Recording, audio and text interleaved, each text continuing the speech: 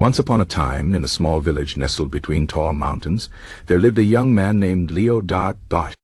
Leo was kind, hard-working, and full of dreams. But there was one problem. He always cared too much about what others thought of him.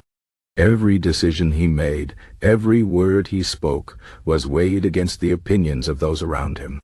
If someone praised him, he felt happy. If someone criticized him, he felt crushed.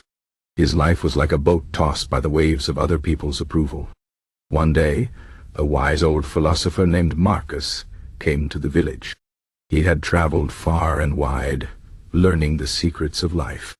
Leo, eager for answers, approached him and said, "Master Marcus, I feel lost. No matter what I do, I worry about what others think. How can I find peace?"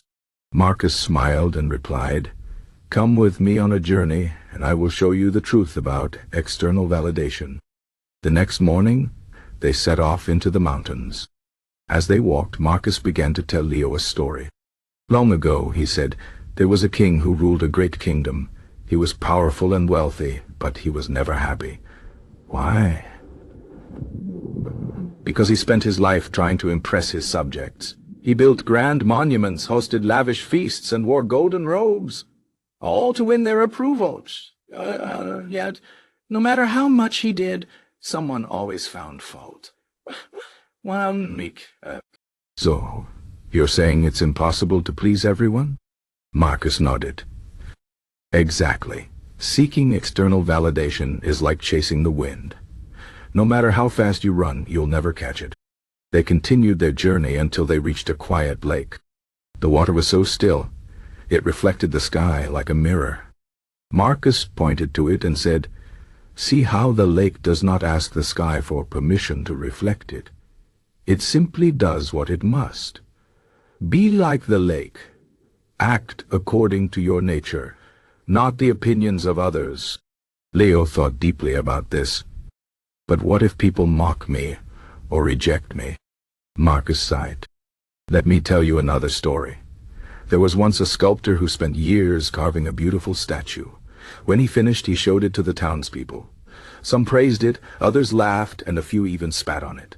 The sculptor simply smiled and kept working. A curious child asked him, "Why aren't you upset?" The sculptor replied, "I shaped this statue with my own hands. I know its worth." As the days passed, Leo began to understand. He saw how his need for approval had controlled him. He realized that true strength came from within, not from the words of others. One evening, as they sat by a fire, Marcus asked him, "Tell me, Leo, who are you when no one is watching?" The question struck him like lightning. He had never thought about it before. Marcus continued, "External validation is a prison. The moment you seek approval, you give others power over you. But when you trust yourself, you become free." Leo felt something shift inside him. It was as if a heavy chain had been broken. When they returned to the village, Leo was different.